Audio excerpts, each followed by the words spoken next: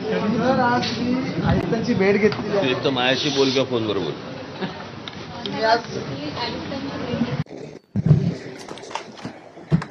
तोंडात घालायचं लांब ठेव ना जरा. किती वर्षांनी आलात? किती वर्षांनी आलात वास्तूत या?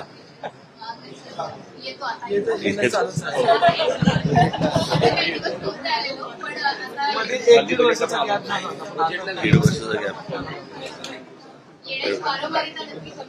हो, कारण मी जवळपास 4-5 वर्षांनी येत असेल.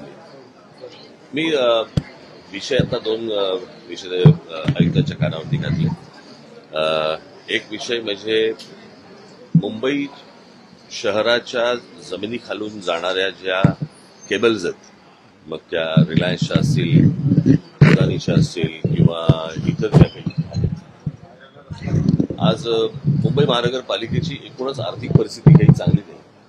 आणि अशा परिस्थितीमध्ये त्यांच्याकडनं येणारे जे पैसे आहेत ते महानगरपालिका का घेत नाहीये. आणि त्यांनी आता सांगितलं की तो राज्य सरकारने निर्णय केलेला आहे. परंतु मला असं वाटतं की आता आयुक्तांकडनं राज्य सरकारला ते त्या प्रकारचं पत्र जाईल आणि महानगरपालिकेला मिळणारे जे पैसे आहेत ते घालवू नयेत महानगरपालिकेने, अशी आमची इच्छा आहे. कारण एकतर जीएसटी नंतर ऑप्शन बंद झाला आणि ऑप्शन बंद झाल्यामुळे महानगरपालिकेवरती खूप ताण आहे.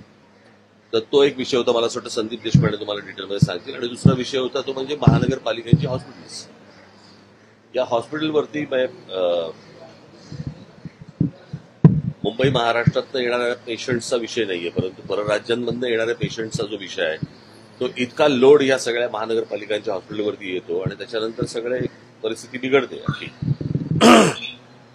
बरं, या सगळ्या गोष्टींचं ओझं व्हायला लागते मुंबई महानगरपालिकेला. म्हणजे इतर राज्यांमधून येणाऱ्या पेशंट्सना, ते काय पेशंट नको किंवा हवेत हा विषय नाहीये, परंतु इतर राज्यांमधले येणारे जे पेशंट्स आहेत त्या महानगरपालिका तिकडची लोक ही काही मुंबई महानगरपालिकेला काही पैसे देऊ करते का, की नुसतेच फक्त आपण पेशंट बघायचे आणि आपल्या शहरावरचा किंवा हॉस्पिटलवरचा लोड वाढवायचा आहे.